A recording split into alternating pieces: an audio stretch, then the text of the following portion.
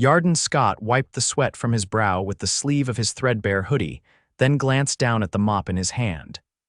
It was nearly midnight, the office floor gleamed, and his knees ached from scrubbing. He looked through the glass wall at the skyline of Manhattan buildings glittering like galaxies. None of it belonged to him. Not the suits, the offices, the elevators that required a keycard. He was just the guy who cleaned the floors.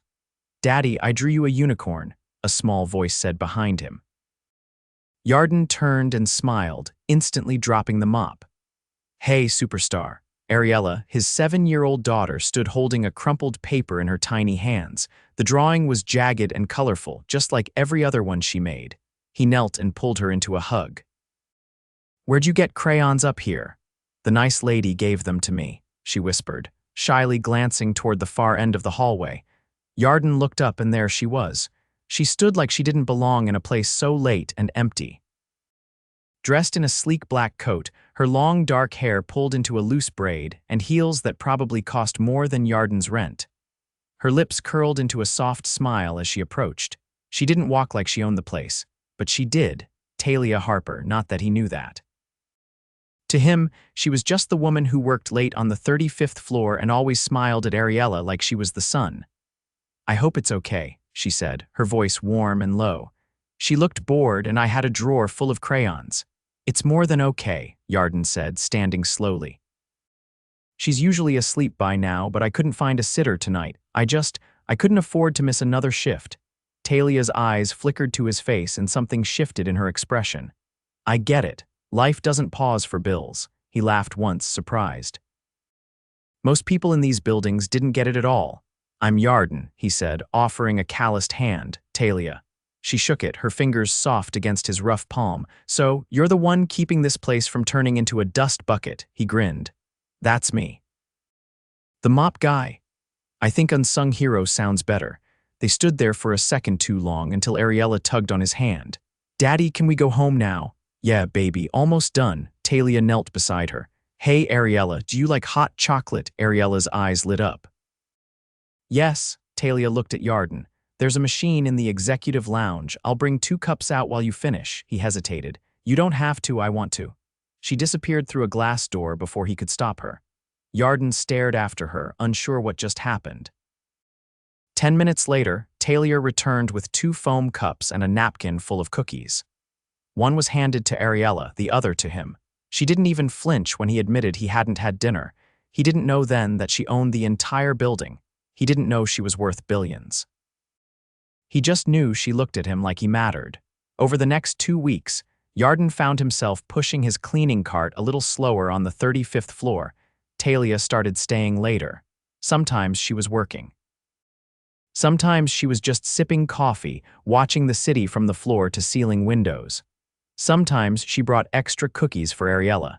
And sometimes she brought an extra cup of coffee for him. "I'm not trying to pry," she said one night, sitting on the edge of a desk while Yarden vacuumed the corners. "But what did you do before this?" "I worked construction," he answered, glancing up, "until I got laid off. Ariella's mom left right after, and I had to take whatever job let me keep a roof over her head." Talia's expression flickered, like she was trying to keep it neutral. "That's a lot," he shrugged. "I don't need much. Just enough to keep her safe." Talia looked at him, then not like a billionaire looking at her janitor, but like a woman seeing a man who never gave up.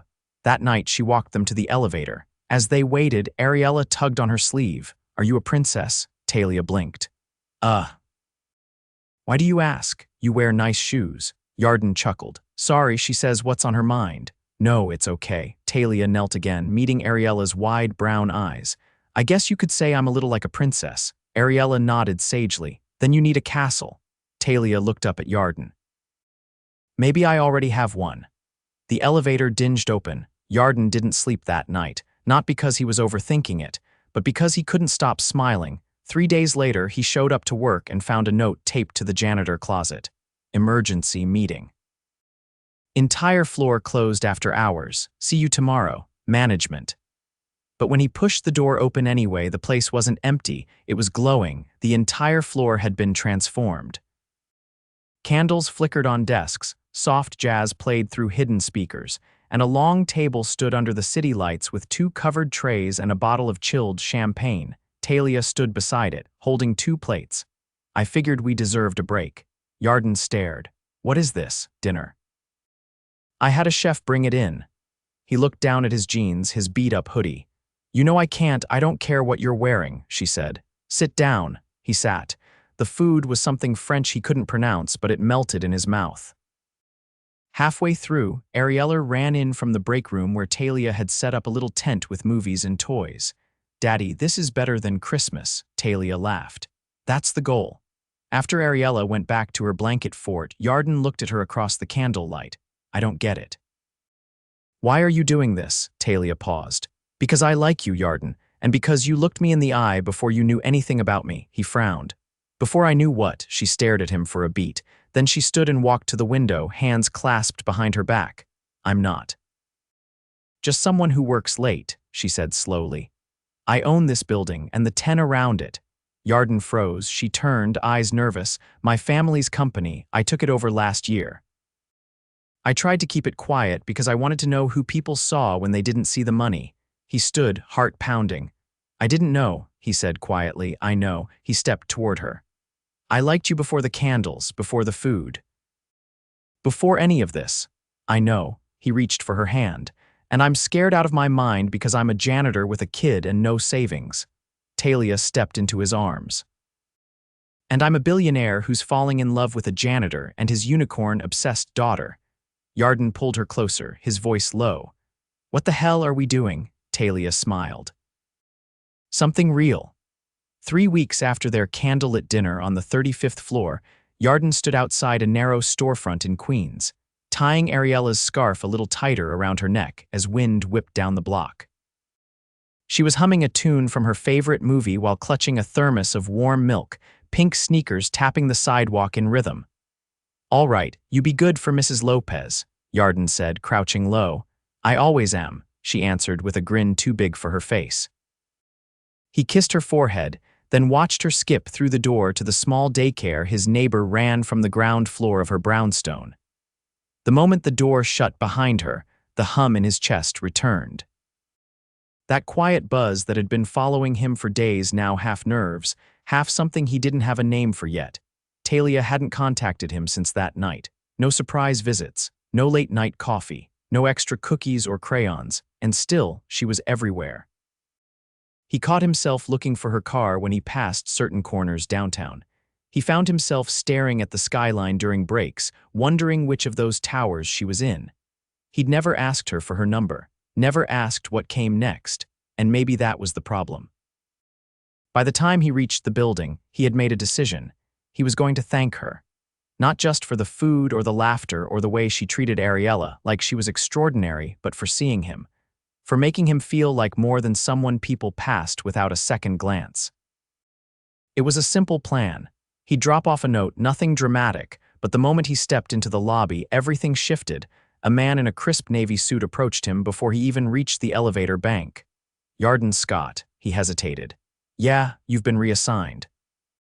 Starting tonight, you'll be working the Riverbridge Tower on 47th. Yarden's brow furrowed. Since when? Effective immediately. No one told me.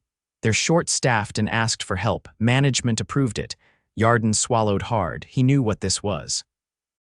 A different building meant no 35th floor.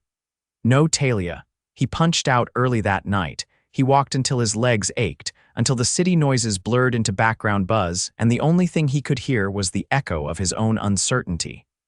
He told himself it didn't matter. That whatever had happened between him and Talia was a brief, shining mistake.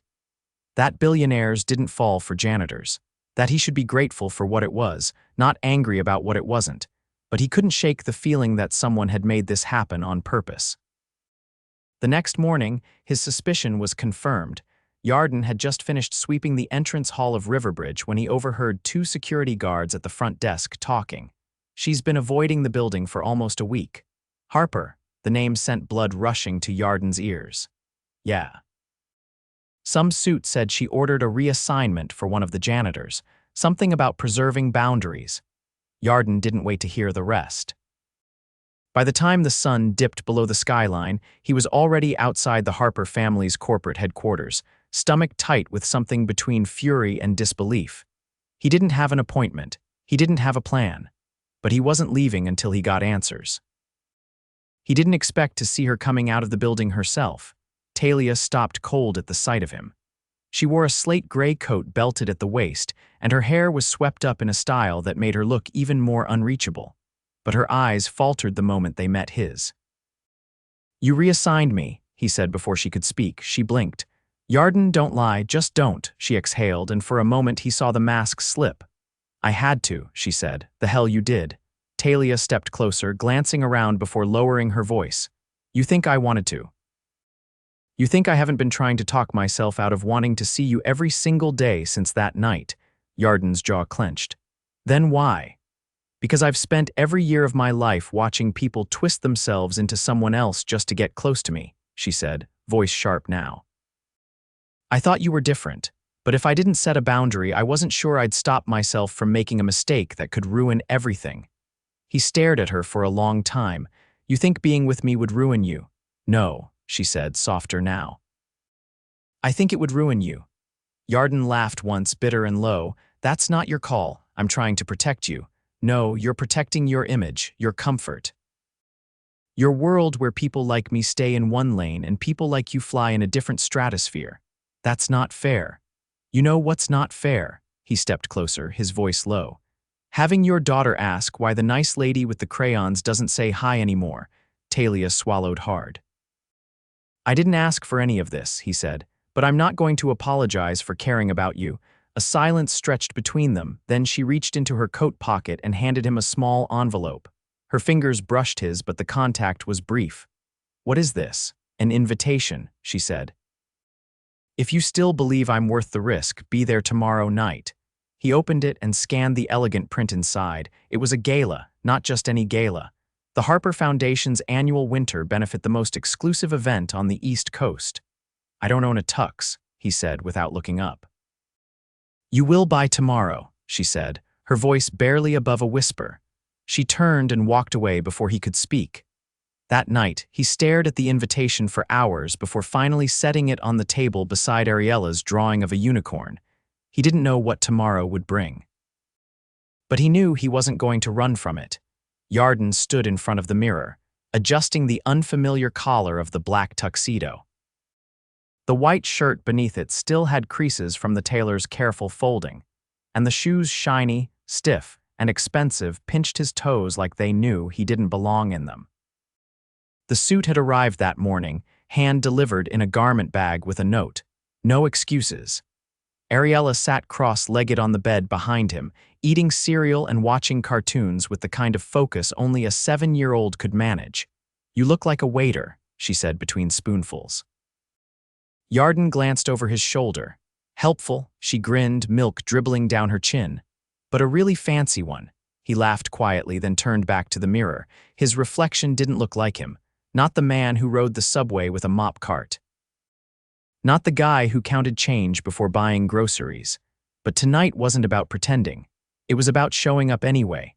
Mrs. Lopez arrived just before 6, arms full of craft supplies and the promise of a glitter-filled evening. Yarden kissed Ariella's cheek, whispered a reminder to brush her teeth, then stepped out into the night. The gala was held at an old museum-turned-event hall, its stone facade lit with golden uplights that made the place glow like a castle. Outside, flashes sparked as photographers captured gowns and tuxedos, reporters calling out names Yarden didn't recognize. A valet reached for his keys before realizing he'd arrived in a cab. Inside, the space unfolded in gold and crystal. Chandeliers hung like stars, and waiters in white gloves moved through the crowd with silver trays. A string quartet played from a balcony above, and the scent of roses and expensive perfume floated through the air. He kept to the edges at first, nodding politely, avoiding eye contact with anyone who looked like they might ask what fund he managed or which board he sat on. When a waiter offered champagne, he took it, holding the flute like it might shatter in his grip. Then he saw her. Talia stood at the top of the grand staircase, speaking to a man in a velvet dinner jacket. Her gown shimmered under the lights, deep burgundy with a plunging neckline and delicate embroidery at the waist. Her hair was swept to one side, revealing the long line of her neck and earrings that probably had their own insurance policies. She turned slightly and their eyes met. He didn't move. Neither did she. Then she said something to the man beside her and descended the stairs.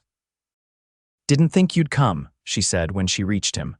"I almost didn't," he replied. "But I figured if I was going to be out of place somewhere, might as well go big." Talia's lips curved. "You clean up well. You look like you walked out of a fantasy novel. I'll take that," he hesitated. "Why me, Talia?" Her expression changed, something raw flickering beneath her composed surface. "Because you didn't want anything from me, because you didn't play a role. You didn't look at me like I was made of glass or gold. You looked at me like I was real." He didn't know what to say to that. She glanced around, then leaned closer. "You're not the only one who doesn't feel like they belong in this room. You're the host, and half of these people want something from me. The other half want to see me fail. Then why throw the party? Because I'm not afraid of being watched anymore." She reached for his hand, and he let her take it. The crowd parted as they made their way toward the ballroom, and he felt eyes on them, curious, calculating, some surprised. He didn't care. Dinner was served at long tables draped in white linen, each place set with gold-rimmed china and utensils arranged with surgical precision. Talia led him to the head table, where executives and dignitaries made small talk over caviar and filet mignon. The man beside Yarden introduced himself as a hedge fund manager and asked which firm Yarden worked with. "I clean buildings," Yarden said. The man blinked. Oh, Talia didn't flinch. "He keeps the places running while the rest of us pretend to be important." There was silence, then a chuckle from across the table. "Fair enough." Later, during the charity auction, Talia leaned close. "You ever been on a rooftop above the city?" "Not unless I was fixing something." She stood. "Come with me." He followed her through a side door, up a narrow staircase, and onto a terrace that stretched along the edge of the building. The night air was sharp, the city lights stretching endless in every direction. "I used to come up here when I was a kid," she said, stepping to the railing. "My father brought me once during a fundraiser, and I snuck away. I watched the taxis and thought they looked like stars moving on the ground." Yarden joined her.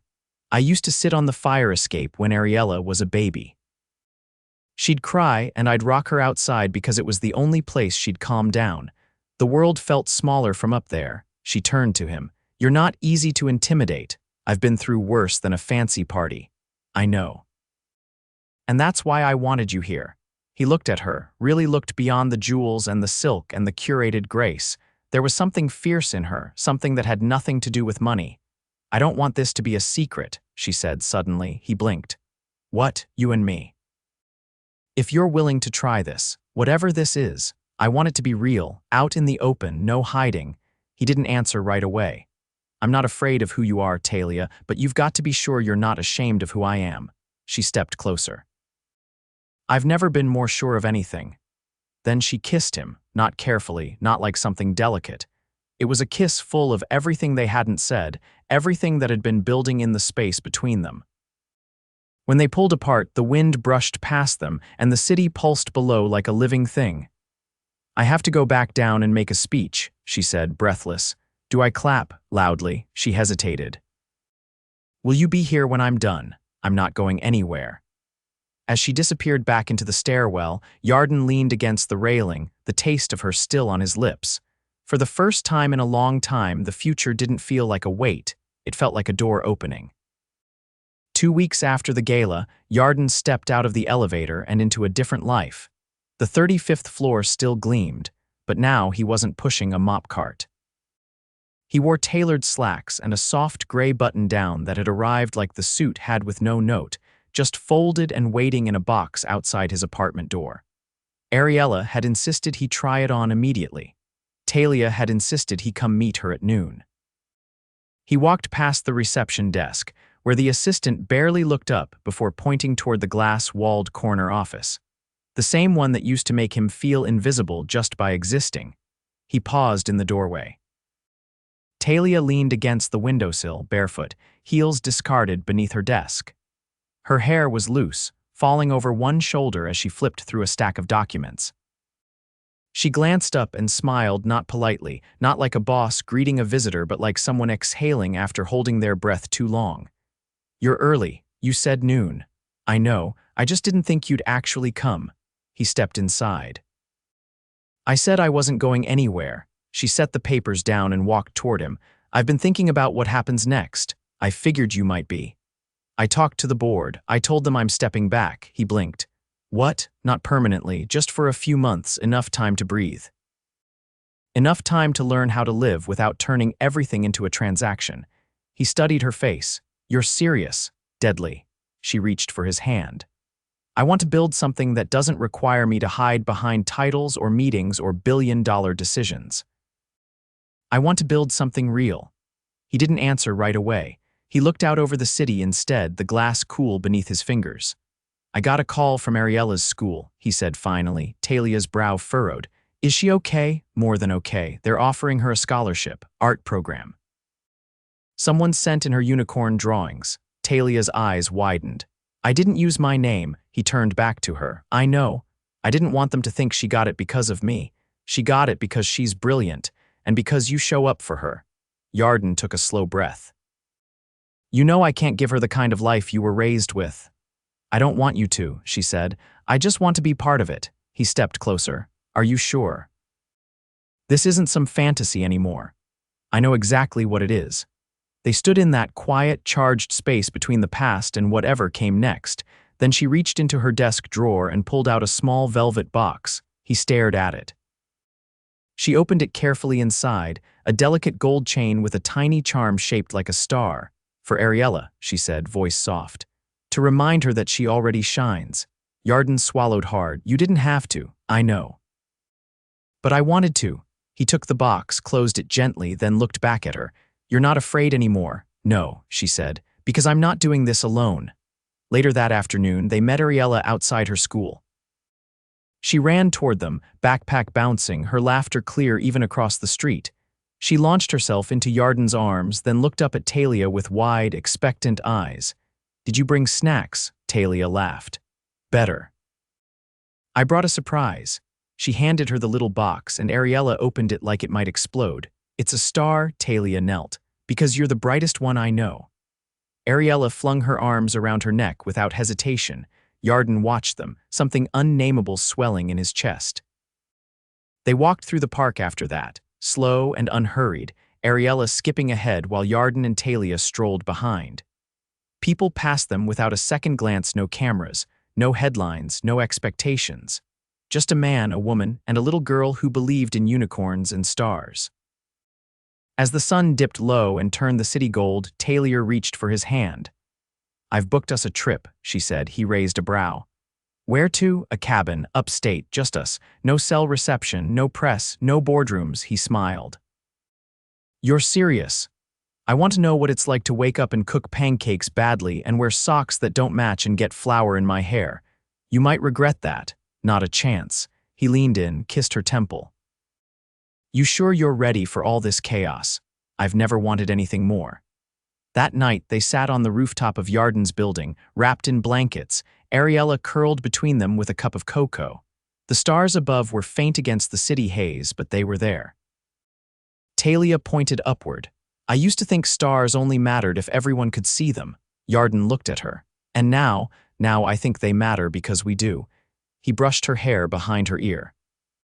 "You know, I used to tell Ariella stories about a princess who lived in a castle in the sky." Talia rested her head on his shoulder. "What happened to her?" "She met a janitor who didn't know how to quit." She smiled, eyes half closed. "Sounds like a good story." "It's better than that," he said. "It's ours." The cabin sat at the edge of a frozen lake, surrounded by a forest heavy with snow. Smoke curled from the chimney, the scent of burning cedar drifting into the crisp air. Talia stood on the porch in a chunky sweater and wool socks, holding 2 mugs of coffee as she watched Yarden and Ariella roll a lopsided snowman in the clearing below. "His head's too big," Ariella called, stepping back with her hands on her hips. "No such thing as too big," Yarden replied, brushing snow from his sleeves. "He just has a lot on his mind." Talia laughed softly, descending the steps with the mugs. She handed one to Yarden, who took it with a grateful nod, steam rising between them. "I forgot how quiet winter could be," she said. Yarden looked around at the stillness.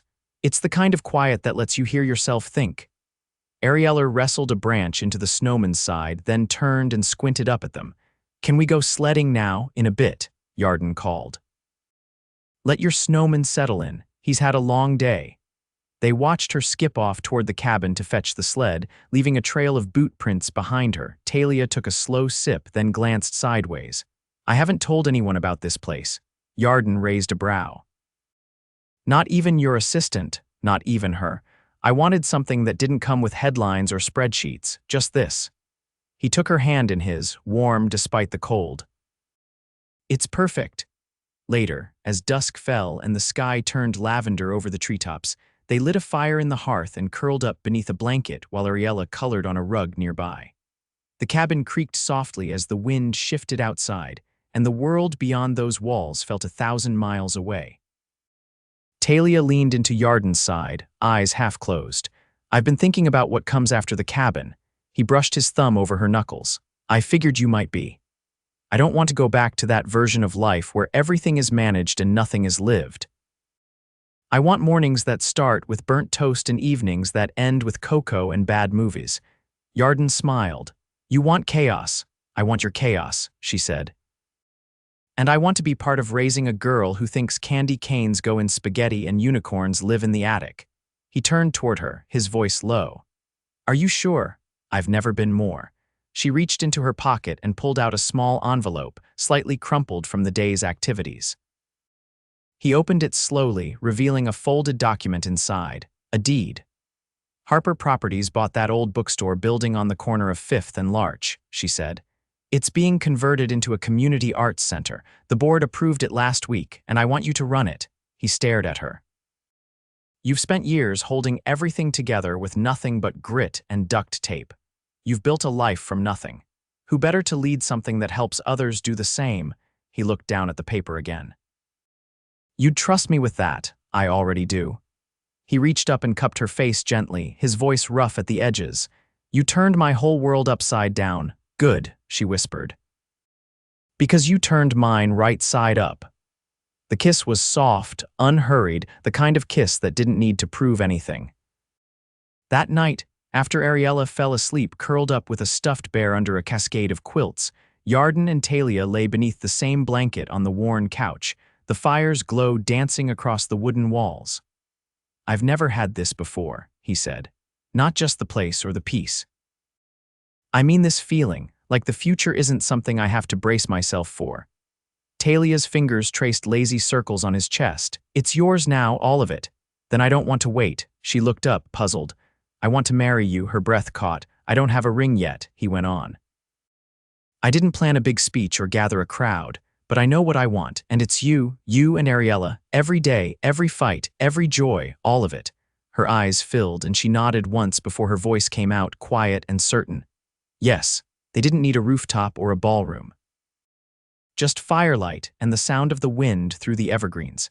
6 weeks later, they stood on that same porch in the early spring, surrounded by close friends and a few wide-eyed neighbors from the town below. Ariella wore a crown of daisies and carried the rings on a velvet pillow. Talia wore ivory lace and bare feet. Yarden stood in a suit that fit better than the last, but still felt like something borrowed from another life. The vows were simple. The kiss was not. Afterward, they danced barefoot in the grass while Ariella twirled in circles, arms flung wide to the sky. The Arts Center opened 2 months later, and Yarden threw himself into the work with a quiet pride. He started a mentorship program for teens aging out of the foster system. Talia taught weekend business workshops for women starting over. Ariella's unicorn mural became the centerpiece of the children's wing. They made pancakes every Sunday, even when they burned. They argued about paint colors and laughed through board meetings. They built a life that didn't fit any mold and didn't care to. One evening, as the three of them sat on the porch watching the sun dip behind the trees, Ariella turned to Yarden and said, "I think this is the best story ever." He looked at Talia, her head resting on his shoulder, and kissed the top of her hair. "It's just getting started."